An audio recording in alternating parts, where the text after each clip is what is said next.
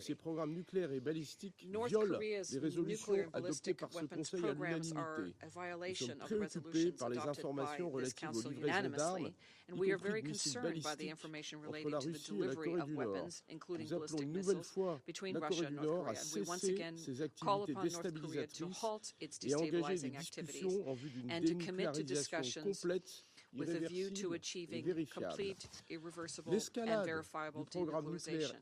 Escalation of the nuclear weapons program in Iran is accelerating.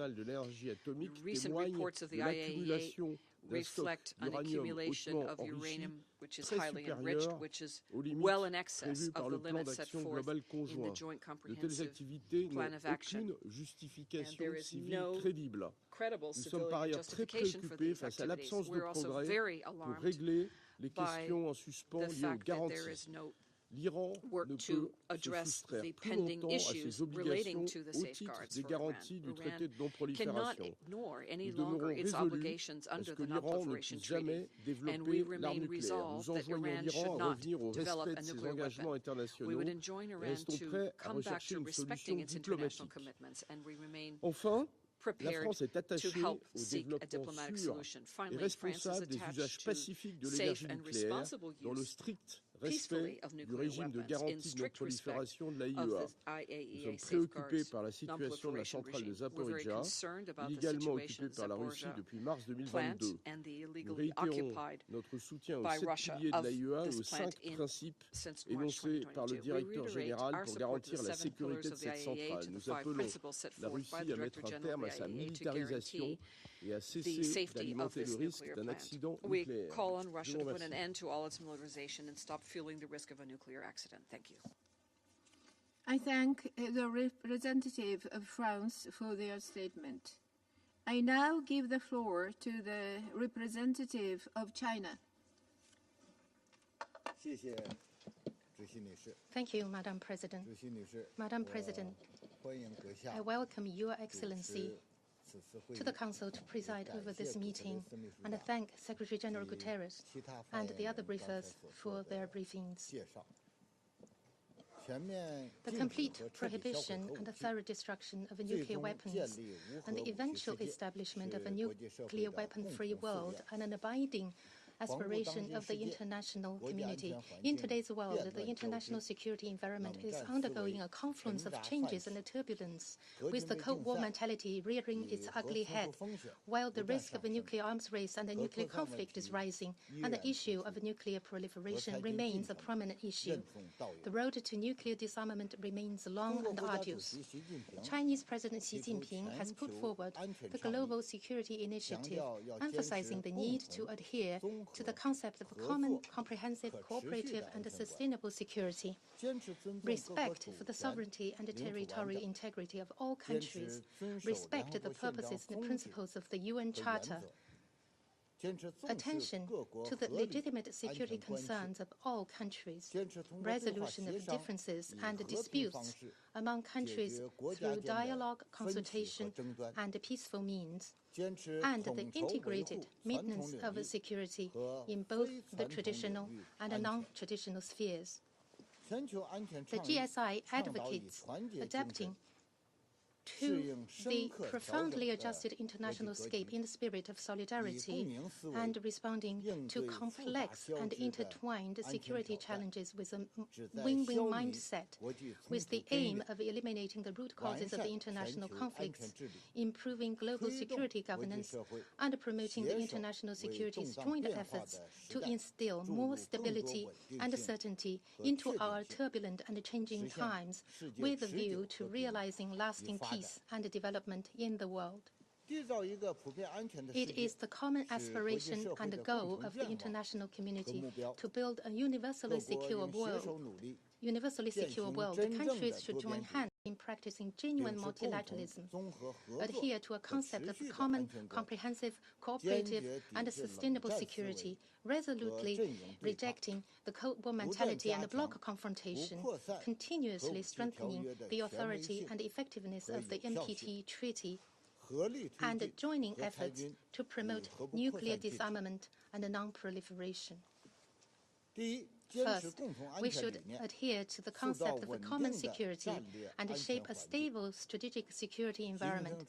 President Xi Jinping has repeatedly made it clear that nuclear weapons must never be used and a nuclear war never fought, and that the international community should jointly oppose the use or threat of use of nuclear weapons.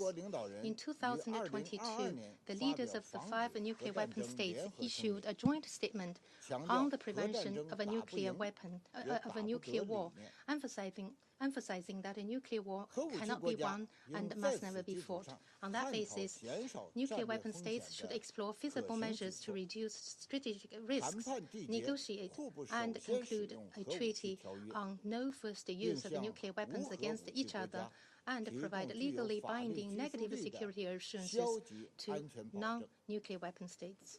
The countries concerned should reduce the role of nuclear weapons in their national and collective security policies, renounce the deployment of a global missile defense system, refrain from seeking the deployment of intermediate-range missiles in the Asia-Pacific region or in Europe, and stop nuclear sharing and so-called extended deterrence, so as to maintain the global strategic balance and stability through practical actions. Countries should continue to enhance the safety, reliability, and controllability of AI technology and ensure that relevant weapon systems are under human control at all times. Second, we should adhere to a rational and pragmatic approach and promote the international nuclear disarmament in a gradual and steady manner. Nuclear weapon states should abide by the consensus on nuclear disarmament reached at the successive NPT review conferences and make a public commitment not to seek permanent possession of nuclear weapons. Nuclear weapons are a product of history, and nuclear disarmament will naturally have a historical process, demanding that countries with vastly different nuclear policies and a number of nuclear weapons should assume the same level of nuclear disarmament and nuclear transparency obligations is not consistent with the logic of history and reality, nor is it in line with international consensus, and as such will only lead the international nuclear disarmament to a dead end. The U.S. allegations against China are totally groundless and do not hold any water. It is precisely the U.S. who should continue to fulfill their special and priority responsibility to further reduce their nuclear arsenals in a drastic and substantive manner, so as to create conditions for other nuclear weapon states to join the nuclear disarmament process and play a lead-by-example role recognized by all parties rather than self-styled. Third, we should commit to a political solution and safeguard the international nuclear non-proliferation regime. Non-proliferation hotspot issues, such as the ones on the Korean Peninsula and with Iran, have complex historical background and are closely linked to the continuity of the non-proliferation policies of a relevant country. All parties should adhere to political and diplomatic efforts to address each other's legitimate security concerns through dialogue and balanced solutions, and the United States should abandon the threat of use and the use of sanctions and pressure. The U.S. Nuclear Submarine Cooperation with certain countries carries a high risk of nuclear proliferation. It is a serious violation of the objective and the purpose of the NPT Treaty and undermines regional peace and stability. Therefore, corrective measures should be taken to rectify it and be brought back to the right path. Nuclear weapon states should sign and ratify the protocols for the nuclear weapon-free zone treaties as soon as possible, and China reaffirms its readiness to take the lead in signing the protocol to the Southeast Asian Nuclear Weapon-Free Zone Treaty and its firm support for the establishment of a Middle East zone free of nuclear weapons and other WMDs. Fourth, we should adhere to the original intent of common development and promote the peaceful uses of nuclear energy. Development is the cornerstone of peace and security. The international community should pay attention to the needs of developing countries for the peaceful uses of nuclear energy, increase relevant financial and technical assistance, and to help implement the 2030 Agenda for Sustainable Development. The IAEA should play a greater role in promoting cooperation and assistance in areas of nuclear power, applications of nuclear technology, and nuclear safety and security. Relevant countries should stop generalizing the concept of national security, stop drawing lines on the basis of ideology, and stop using, under the pretext of non-proliferation, export control as a political tool to suppress other countries and to pursue its agenda of decoupling and breaking up the supply chain. Madam President, China has always advocated the complete prohibition of thorough destruction of nuclear weapons. 60 years ago, China solemnly declared that it would not be the first to use nuclear weapons at any time or under any circumstances. This demonstrated the most transparent policy with the most responsible attitude. It has maintained a high degree of stability and continuity, and is in itself a major contribution to the international nuclear disarmament. Regardless of changes in the international landscape, China has always abided by this commitment, firmly pursued its nuclear strategy of self-defense, refrained from participating in any form of nuclear arms race, continued to maintain its nuclear force at the minimal level required for its national security, and continued to work to promote international nuclear disarmament and non-proliferation. Thank you, Madam President. I thank the representative of China for their statement. I now give the floor to the representative of Slovenia. Thank you very much, Madam President, and I too want to welcome you in the Council. I would like to thank Secretary General Guterres, Executive Secretary Dr. Floyd, and Director Ms. Mukachanova for their valuable insights today. As many of the members of the Council recall today, a nuclear war cannot be won and must never be fought. Achieving a world without nuclear weapons remains our common and ultimate goal. However, we are deeply concerned about the continuous erosion of international architecture of non-proliferation. So, Madam President, let me therefore make 3 points for today. First, there is a need to uphold and further strengthen the global nuclear non-proliferation regime. In the current complex global security environment, this is urgent. The Treaty of the Non-Proliferation of Nuclear Weapons remains the cornerstone of the international non-proliferation architecture. Non-proliferation obligations under the NPT and the relevant Security Council resolutions should be consistently implemented. The safeguard system presents an indispensable role in preventing the spread of nuclear weapons. We will continue to support the IAEA and its efforts of ensuring that states are honoring their international legal obligations to use nuclear material and technology for peaceful purposes only. At the same time, we deeply appreciate the CTBTO's role in detecting non-proliferation violations and upholding the global norm against nuclear testing. The efforts of the Executive Secretary of Dr. Floyd for CTBT universalization are bearing fruit, as reported by Dr. Floyd this morning. We very much welcome the continuation of these efforts, and at the same time we regret Russia's revocation of ratification of the treaty. Secondly, we need to end the deadlock of nuclear disarmament. The last 2 NPT review conferences have failed to demonstrate any progress in the field of nuclear disarmament, while bilateral arms reduction treaties have been slowly waning away, most recently with Russia's suspension of the New START treaty. So how to end the deadlock?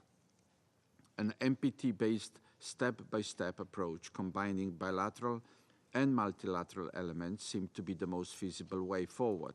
So for this reason, Slovenia supports the 2022 incremental steps outlined by the Stockholm Initiative for nuclear disarmament. As long as nuclear weapons exist, the risk of their use remains real. Slovenia is especially concerned with the lowering of thresholds for the use and threats of use of tactical nuclear weapons, maintaining an option for the first use of low-yield weapons in nuclear doctrines is irresponsible and simply wrong. Thirdly, Ms. Mukachanova reminded us today of the relevance of the Security Council Resolution 984, by which the Council recognized security assurances of the nuclear weapon states against the use of nuclear weapons on non-nuclear weapon states. It also affirmed that the Council will act immediately in the event that non-nuclear states are victims of an act or object of a threat of aggression in which nuclear weapons are used. So we expect that the Council members are able to renew this commitment to NPT member states. And finally, Madam President, women remain understaffed in the fields of nuclear policy, disarmament, and non-proliferation. We know that women are powerful agents of change, and perhaps their full inclusion in nuclear decision-making processes can empower us all to bring about the long-awaited breakthrough in nuclear disarmament efforts towards a world without nuclear weapons. Thank you. I thank the representative of Slovenia for their statement. I now give the floor to the representative of the United Kingdom. Thank you, President. I'm grateful to Japan for convening this important meeting, and to the Secretary General, Dr. Floyd, and Ms. Mukachanova for their briefings. For 50 years, the Nuclear Non-Proliferation Treaty has been a bulwark for global security, allowing peaceful uses of nuclear technologies to flourish while preventing the erosion of non-proliferation norms. The UK remains committed to full and complete disarmament in line with Article 6 of the NPT. We reaffirm the P5 Leader Statement of 2022 that a nuclear war cannot be won and must not be fought. The UK is the only nuclear weapon state to have reduced to one delivery system, and we maintain a minimum credible deterrent. We have pioneered work in nuclear disarmament verification, championing transparency, and advancing risk reduction. We are one of the largest financial contributors to the Comprehensive Test Ban Treaty Organization and host 13 of its monitoring facilities. This Council cannot be complacent about nuclear proliferation. We must continue to counter the DPRK's nuclear program, and we urge the DPRK to commit to denuclearization. The 1718 panel of experts carries out important work and must retain the Council's full support. We also call on Iran and Syria to cooperate fully with the IAEA and express grave concern that Iran's nuclear program has never been more advanced than it is today.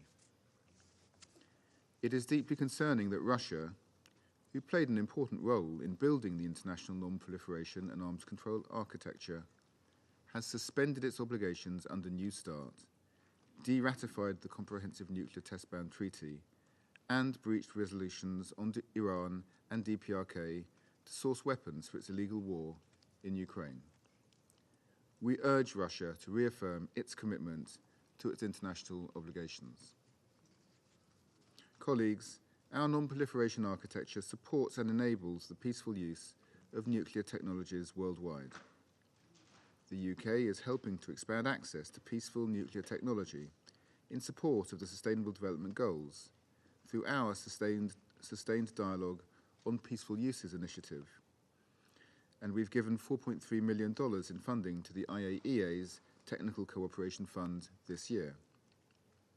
Next month marks 20 years since this Council adopted Resolution 1540, helping prevent non-state actors access to WMD materials.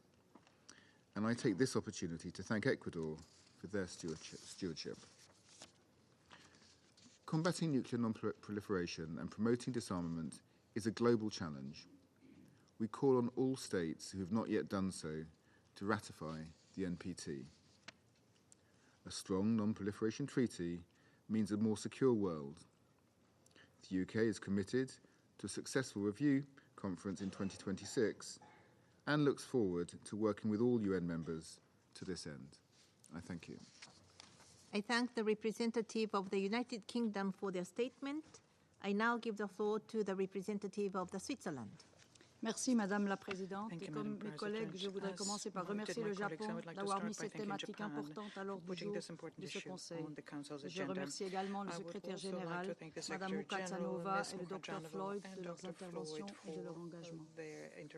Les souffrances des centaines de milliers de victimes des bombardements atomiques d'Hiroshima et Nagasaki ont été gravées dans la conscience collective de l'humanité en août 1945 et ne doivent jamais être oubliées. La prise de conscience de cette rupture traumatique est soulignée par le fait que la première résolution adoptée par l'Assemblée générale en janvier 1946 a été dédiée au désarmement nucléaire. Pendant des décennies, prévenir une nouvelle utilisation de l'arme nucléaire a été une raison d'être des Nations Unies. Notre organisation a joué un rôle décisif à cet égard en permettant le dialogue, même entre les fronts les plus durs, même dans les moments de tension extrême. Car rappelons-nous qu'au moment où le monde se trouvait au bord du gouffre lors de la crise des missiles de Cuba, les dirigeants d'alors ont su faire un pas l'un vers l'autre afin de contenir les dangers les plus effrayants. Ce moment de tension maximale a débouché sur un début d'entente et l'élaboration de multiples instruments de maîtrise des armements nucléaires, dont le traité sur la non-prolifération des armes nucléaires, TNP. Et nous l'avons entendu aujourd'hui, une guerre nucléaire ne peut être gagnée et ne doit jamais être menée.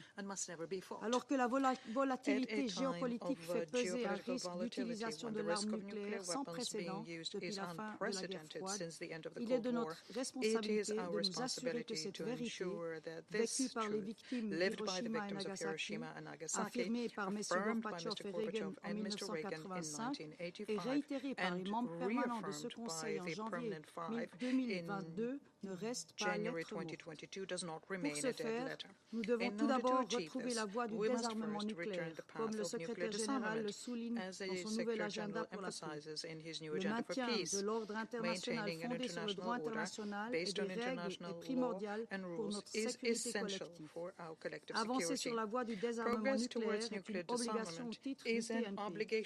Les engagements pris dans ce traité restent valides et doivent être mis en œuvre. Nous sommes préoccupés par la dénonciation, voire la violation d'instruments essentiels de maîtrise des armements nucléaires. Les trois plus grandes puissances nucléaires n'ont toujours pas ratifié le traité d'interdiction complète des essais nucléaires.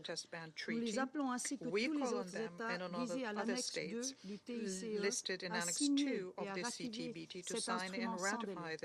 De plus, ce Conseil devrait jouer un rôle clé afin de renforcer ces normes. Il devrait s'inspirer des actions passées, par exemple, de sa résolution 984 de 1995, par laquelle il a octroyé des garanties négatives de sécurité aux États non dotés. En parallèle, Madame la Présidente, nous devons réduire les risques nucléaires. Ceci n'est ni un substitut ni un prérequis du désarmement nucléaire. Mais les risques que pose la course aux armements nucléaires sont incontestables et la récente rhétorique nucléaire employée est à condamner. De plus, les nouvelles technologies, en particulier dans le domaine digital ou de l'intelligence artificielle, posent des défis inédits. La Suisse appelle les États dotés de l'arme nucléaire à mener un dialogue soutenu pour la réduction des risques nucléaires afin d'adopter des engagements concrets. Nous encourageons les États P5 et les États possesseurs de l'arme nucléaire à envisager des mesures tangibles de renforcement de la confiance, par exemple en établissant des canaux de communication de crise pour éviter les malentendus entre les détenteurs d'armes nucléaires. Nous appelons aussi tous les États possesseurs de l'arme nucléaire à faire preuve de transparence sur leur politique, doctrine et arsenal. Enfin, l'architecture mondiale de non-prolifération doit être maintenue et renforcée. Le désarmement et la non-prolifération nucléaire étant les deux faces d'une même médaille. Le TNP a fortement contribué à limiter le nombre d'États possesseurs de l'arme nucléaire, d'où l'importance de tout mettre en œuvre pour garantir sa pérennité. Les préoccupations majeures émanant du développement rapide des programmes arise from the rapid development of nuclear and ballistic programs in DPRK, the gradual unraveling of the Joint Comprehensive Plan of Action, and the many open questions raised by the International Atomic Energy Agency's reports on Iran. Switzerland recalls that the resolutions of this Council are binding and must be implemented by all member states. We also call on all states to apply the highest standards of nuclear safeguards through a comprehensive safeguards agreement complemented by an additional protocol. Madam President, this Council has primary responsibility for maintaining international peace and security. We must therefore provide responses to the current nuclear risks. The 5 permanent members have a special responsibility to advance nuclear disarmament. They also have a duty to respect and maintain the pillars of the non-proliferation architecture. The renewal of the mandate of the expert group on sanctions imposed on the DPRK later on this week will be for the demonstration of this commitment. And as chair of the committee, I call upon all members of this Council to work constructively to preserve this important tool of our work. As the Secretary General said in his address to the 10th NPT Review Conference, peace cannot take place in the absence of trust and mutual respect, and all states have a responsibility to help rebuild this trust. In this vein, the Pact of the Future represents an important opportunity to build on the lessons of the past by reaffirming and resuming the path towards a world free of nuclear weapons. Let us shoulder this responsibility now in the present. I thank you. I thank the representative of Switzerland for their statement. I now give the floor to the representative of Guyana. Thank you, Madam President, and I thank the Japanese presidency for convening this briefing on nuclear disarmament and non-proliferation. I wish to also thank Secretary General Guterres for his statement and Executive Director Floyd and Director Mukatsanova for their briefings. Madam President, the current geopolitical environment is characterized by unprecedented levels of volatility, with multiple conflicts within, between, and among states. In many instances, they involve the use of inherently indiscriminate weapons that violate multiple disarmament instruments and result in higher numbers of civilian deaths. All of this is happening against the backdrop of dangerous nuclear weapons rhetoric that seeks to normalize the threat of use of such weapons. To proceed along this path is to walk headfirst into a global catastrophe. We must, therefore, frontally address threats to the global disarmament and non-proliferation architecture. In doing so, there is need to enhance the role of the Security Council, strengthen the implementation of key non-proliferation instruments, ensure the responsible use of emerging technologies in nuclear disarmament, and ensure women's participation in disarmament discussions and decision-making. Firstly, the Security Council has an important role to play in risk reduction by enhancing awareness and implementation of nuclear disarmament and non-proliferation instruments. As established in Article 26 of the Charter and subsequent Security Council resolutions, this Council has a duty to promote peace with the least diversion of resources for armaments and a responsibility to confront threats posed to the global disarmament and non-proliferation architecture, including any non-compliance with such obligations. Divesting from armaments can play a critical role in reducing the risk of a nuclear conflict. However, it is quite evident that emphasis is placed on the maintenance, modernization, and acquisition of nuclear arsenals, while less resources are invested in development initiatives and in advancing the implementation of key non-proliferation instruments. This must change, and for the better. Notwithstanding the responsibilities of other organs of the United Nations, the Security Council must intensify its engagement and advance the regulation and reduction of armaments, including nuclear weapons and other weapons of mass destruction. In reducing the risk of nuclear conflict and strengthening the Non-Proliferation Treaty and associated regime, focus must also be placed on advancing implementation efforts of the NPT and other key instruments, including the Treaty on the Prohibition of Nuclear Weapons, which has made considerable progress, but more must be done. Madam President, Guyana acknowledges that new and emerging technologies pose challenges to the nuclear disarmament and non-proliferation regimes. In this regard, we advocate for these technologies to be regulated and used responsibly for the greater good. At the same time, we also advocate for their enhanced use in verification and monitoring to advance the global disarmament and non-proliferation agenda. Finally, on the role of women, there is no doubt that women can contribute to achieving a world free of nuclear weapons.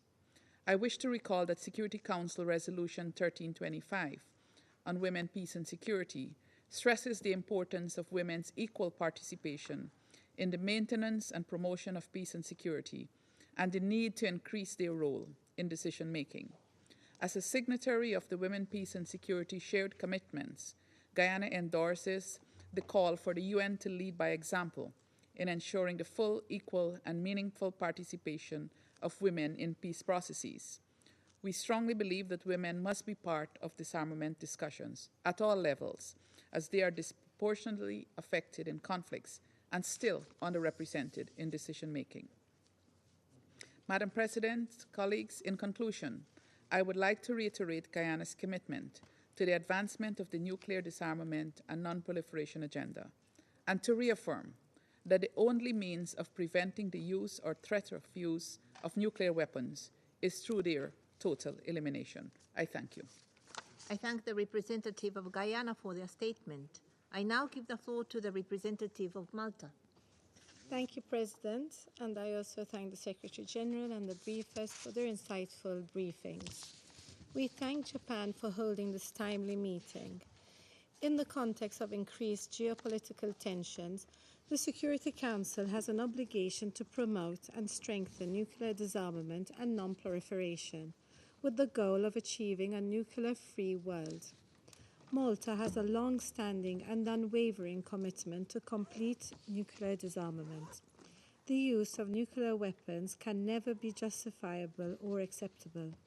We can no longer allow the so-called deterrence doctrine. It is a paradoxical misconception and a threat to our existence. As the Secretary General noted in his new agenda for peace, the disarmament architecture is eroding. The non-proliferation regime is being violated. The two are inextricably linked and must be advanced in an organic way.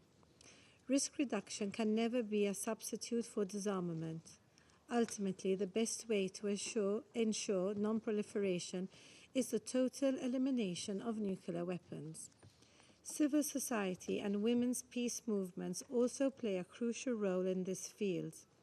We welcome all efforts to promote the full, active and meaningful participation of women at all levels in all disarmament and non-proliferation fora.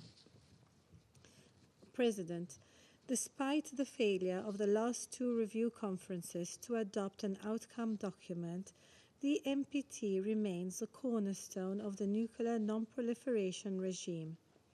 As a state party to the treaty, we are fully committed to its objectives, and we reaffirm the need to achieve its universalization.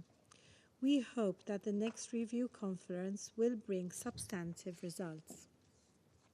The non-proliferation and disarmament regime is based on the balanced implementation of the three pillars of the treaty. In this connection, we call on the nuclear weapon states to fully implement Article 6. Current tensions cannot be an excuse for the delay. Rather, they should be a reason to accelerate implementation.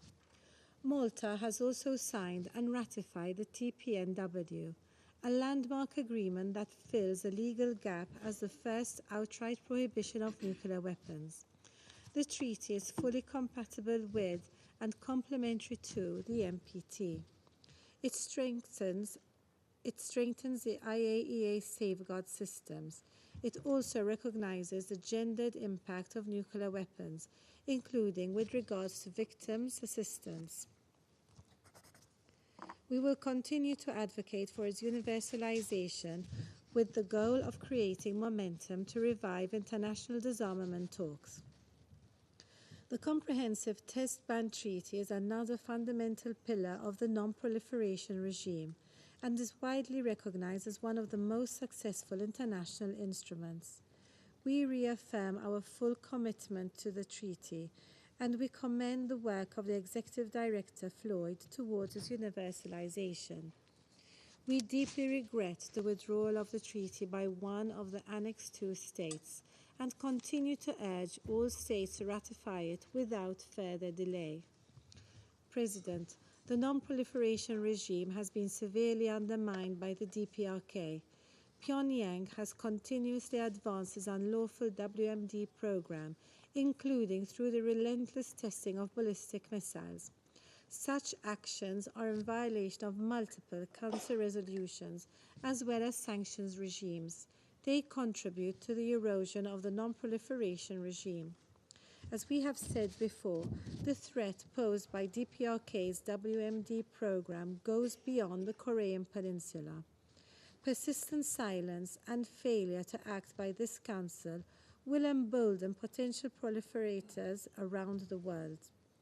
This Council has proven its ability to come together on non-proliferation when it unanimously adopted Resolution 1540 20 years ago.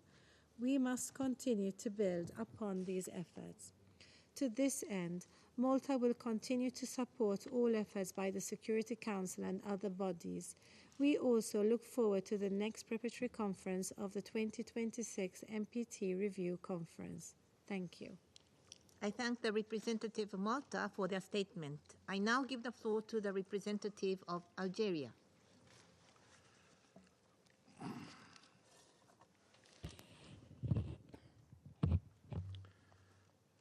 Thank you, Madam President. I'm grateful to Japan for organizing this timely meeting. I would like to highlight the effort of Japan towards the realization of the objective of disarmament and non-proliferation. I would like to express my gratitude to the Secretary General for his statement. I thank Mr. Robert Floyd for his briefing, and I listen also carefully to Mrs. Mukhadzinova. As we meet today, we are deeply concerned about the heightened international tensions and the looming threat of nuclear war. Nuclear disarmament is not merely a legal obligation, but a moral imperative, since nuclear weapons continue to represent the most serious threat to humankind and to the survival of humanity. The catastrophic humanitarian consequences of these weapons are a reminder of their devastating effect. We are alarmed by the lack of progress in fulfilling nuclear disarmament commitments, despite the effort of most member states. In this context, I would like to highlight the following key points. First, as a constant advocate of the NPT, Algeria urges nuclear weapon states to honor their obligation under Article 6 and to take tangible steps toward nuclear disarmament. We also call upon to non-NPT parties to join the treaties as non-nuclear weapon parties without delay and without conditions. The inability to reach consensus on the two previous NPT review conferences is a major concern for Algeria. We implore all state parties, particularly nuclear weapon state, to engage constructively to uphold the NPT regime integrity.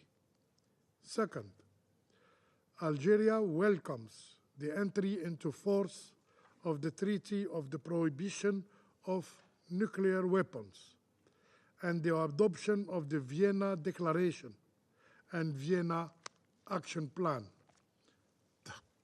Third, we stress the critical importance of the Comprehensive Nuclear Test Ban Treaty coming into force and urge the remaining Annex II countries to sign and ratify it.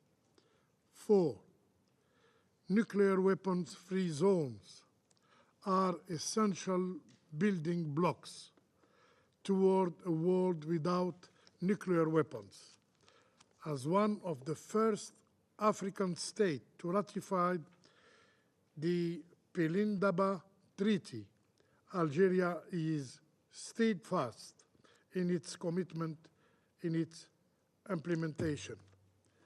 We also emphasize the imperative of establishing a zone free of nuclear weapons and other weapons of mass destruction in the Middle East, and commend the successful convening of the UN conference dedicated to this objective.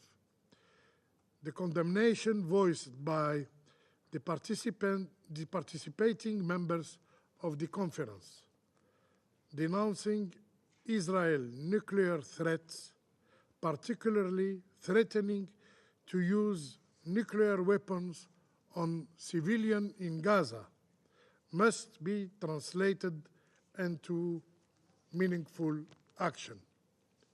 In closing, Algeria calls for a legally binding instrument on negative security assurances for all non-nuclear weapon states and for the negotiation of a treaty banning the production of fissile material, including the stocks. I thank you, Madam President. I thank the representative of Algeria for their statement. I now give the floor to the representative of the Russian Federation. Спасибо, госпожа председатель. Thank you, Madam President.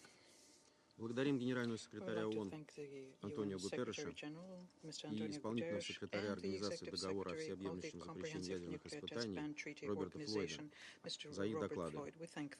Внимательно выслушали также директора программы Венского центра по разоружению и распространению Гаухар Мухаджанову. Сегодняшнее заседание – хорошая возможность вспомнить о том, какие катастрофические последствия может иметь применение ядерного оружия. Понимаем чрезвычайную чувствительность этой темы для Японии, государства, которое стало жертвой применения США ядерного оружия. В результате атомной бомбардировки американскими ВВС в августе 1945 года были уничтожены японские города Хиросима и Нагасаки. Это единственный случай в истории человечества, когда ядерное оружие было использовано не для испытания, а в военно-политических целях, причем против мирного населения. Сожалеем, что сами японские представители, раскручивая пропагандистские фейки про некую угрожающую ядерную риторику со стороны России, не находят в себе мужества прямо назвать страну, ответственную за гибель тысяч своих мирных граждан, Соединенные Штаты Америки. Именно поэтому принципиально важно сохранение исторической памяти об ужасающих последствиях этого безрассудного шага Вашингтона, сколько бы лет с тех пор не прошло. Вашингтона, который так и не покаялся за него, насколько мы можем судить, и никаких выводов не сделал. А тот факт, что никто из тех членов Совета Безопасности, кто упомянул сегодня про Хиросиму и Нагасаки, также постеснялся сказать про ответственность за это Вашингтоном, лишь распаляет наших американских коллег и усиливает у них иллюзию о собственной непогрешимости и безнаказанности. Коллеги, подумайте сами, на какую роль в решении ключевых международных проблем вы можете претендовать с подобной страусиной позицией, если даже в историческом контексте боитесь назвать очевидные и бесспорные вещи своими именами?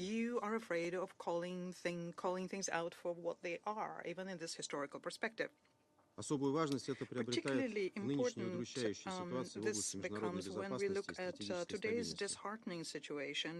Она стала результатом последовательной, многолетней политики США и их союзников, нацеленной на подрыв международной архитектуры, контроля над вооружениями, разоружения и нераспространения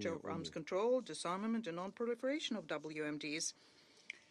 Добиваясь максимальной свободы рук, Вашингтон либо последовательно выходил из основополагающих договоренностей в этой сфере, таких как договор об ограничении систем противоракетной обороны, договор о ликвидации ракет средней и меньшей дальности, договор по открытому небу,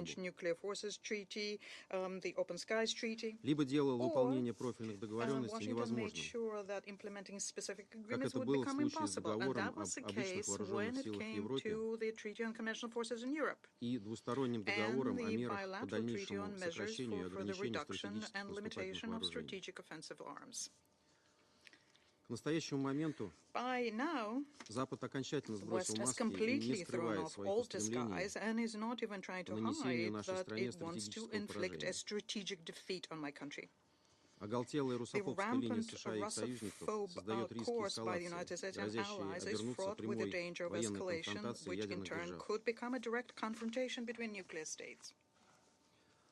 Мы сегодня услышали от западных коллег целый ряд абсурдных инсинуаций и обвинений, в том числе в контексте украинского сюжета,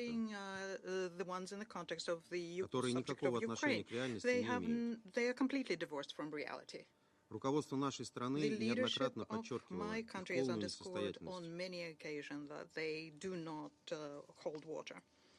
Условия использования ядерного оружия четко прописаны в нашей ядерной доктрине, и мы ее неукоснительно придерживаемся. Сожалеем, что ни слова осуждения не прозвучало сегодня в адрес тех, кто действительно разжигает ядерную риторику. Например, министра обороны США Ллойда Остина, заявлявшего об использовании, цитирую, полного набора военных средств, включая ядерного оружия, конец цитаты, в рамках расширенного сдерживания на Корейском полуострове. Или премьер-министр Израиля Биньямина Нетаньяху, грозившего, что, как, цитирую, Иран должен столкнуться с реальной ядерной угрозой. Конец цитаты. Помним также, с какой легкостью были готовы нажать на ядерную кнопку в Лондоне. Видим и нарастание безответственной риторики в Париже, рискующей вернуть мир в пучину ядерной войны.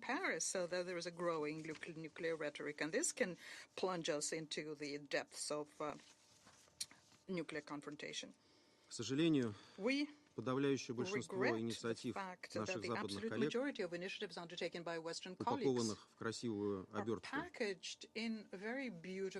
на поверку оказываются пустышками. И в лучшем случае является не более чем самопиаром с их стороны. Так, упомянутый США проект резолюции Совета Безопасности о неразмещении ядерного оружия в космосе, представленный в конце прошлой недели,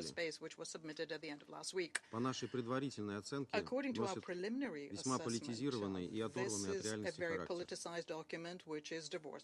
И в этом нет ничего удивительного, ведь содержащиеся в нем формулировки никак не прорабатывались на экспертном уровне и не обсуждались на профильных международных площадках, включая Конференцию по разоружению и Комитет international platforms such as the Conference for Disarmament or UN Committee on Outer Space. We're left, therefore, with a very firm impression that this is just yet another propaganda stunt by Washington.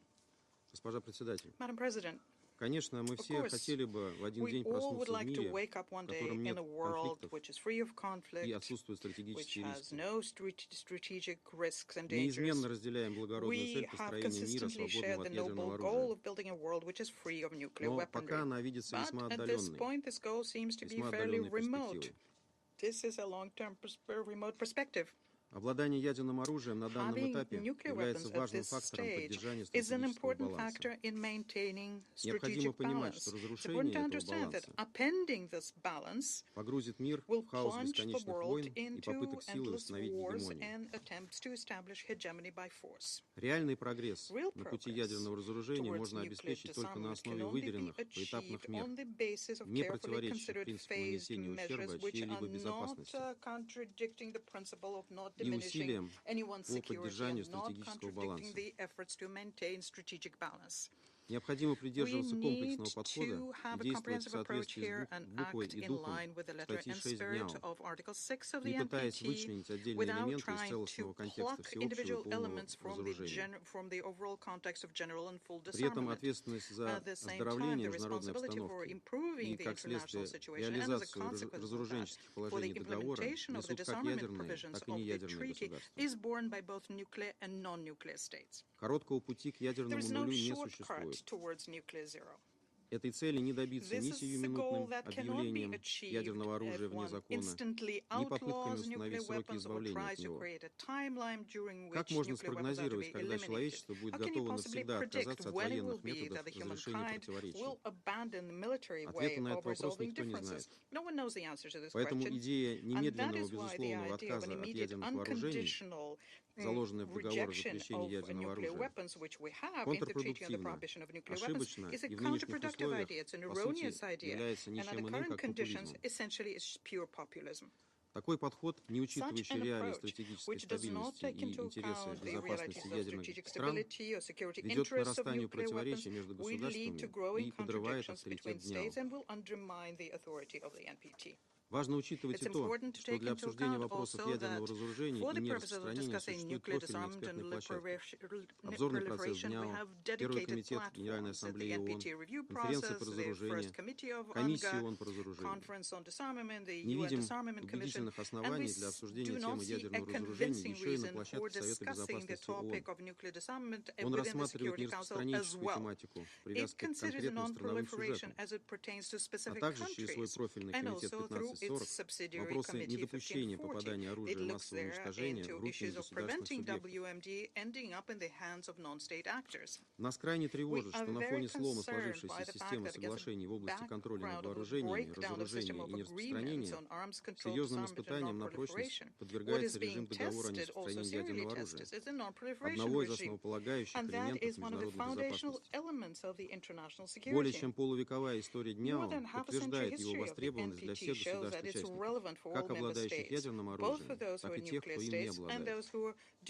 Не стоит забывать, что уникальным свойством ГНЯО, позволившим в свое время выйти на его подписание и обеспечить его почти универсальный характер, стал заложенный в его основу четко выверенный баланс трех фундаментальных составляющих: ядерного нераспространения, ядерного разоружения и мирного использования атомной энергии.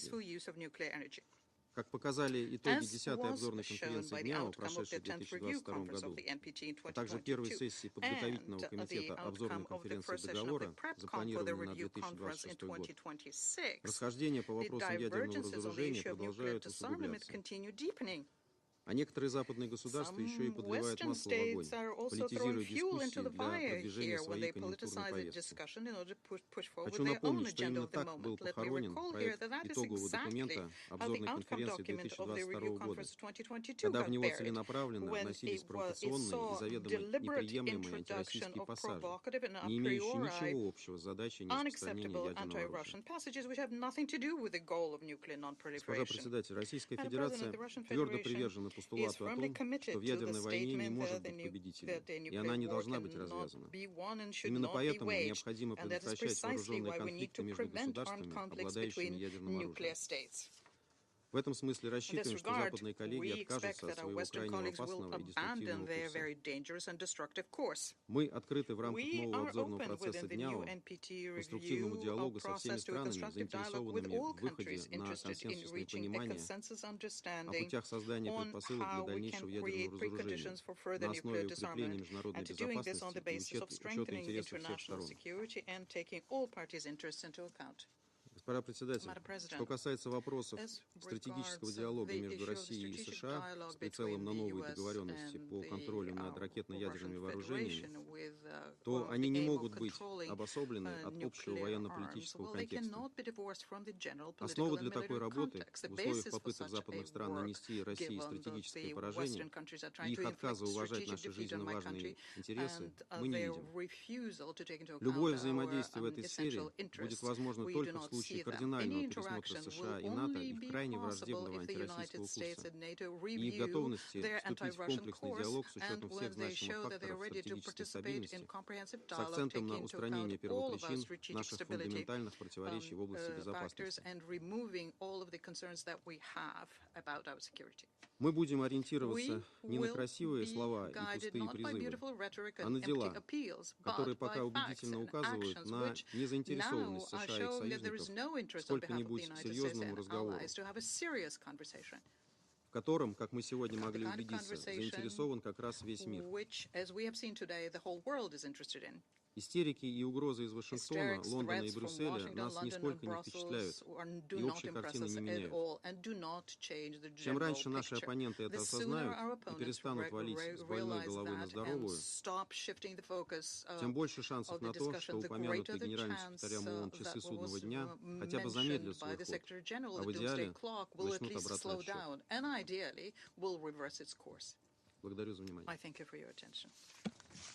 I thank the representative of the Russian Federation for their statement. There are no more names inscribed on the list of speakers. The meeting is adjourned.